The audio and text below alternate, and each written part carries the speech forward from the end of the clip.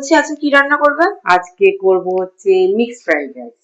তো mixed fried rice যে করবে, হ্যাঁ। আমার তো ডায়েট তাহলে গেল। কেন? গ্যাস যাবে কেন? এতে থাকবে প্রোটিন থাকবে। যেমন এতে দেবো এগ দেবো, প্রন দেবো, আর অনেক সবজিও থাকবে এতে। তাহলে রেসিপিটা এবার দেখাও। চল দেখাই। থাকবে আদা রসুন পেঁয়াজ কুচি, ক্যাপসিকাম কুচি, চিংড়ি মাছ ভাজা, ডিম কুচি ভাজা আর সাদা তেল, আর স্বাদ মতন ব্ল্যাক পেপার ও লবণ, আর থাকবে সেদ্ধ করা চাল। প্রথমে দিলাম সাদা তেল, তারপরে দিলাম পেঁয়াজ আদা রসুন কুচি, তারপরে একটু ভেজে নিলাম, তারপরে ক্যাপসিকাম দিয়ে আবার একটু ভেজে নিলাম, তারপরে নুন আর ব্ল্যাক পেপারও দিয়ে দিলাম। এদিকে সুন্দর একটা গন্ধও বেরিয়েছে, তাই জ্যামও চলে এসছে। এদিকে আমি প্রনটাও দিয়ে দিলাম, আবার এগটাও দিয়ে দিলাম, তারপরে সব একসঙ্গে ভালো করে ভেজে নিলাম।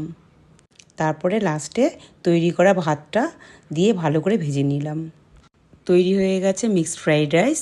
এবার তোমরা সবাই বাড়িতে তৈরি করবে, তৈরি করে আমাকে জানাবে কেমন হয়েছে মিক্সড ফ্রাইড রাইস।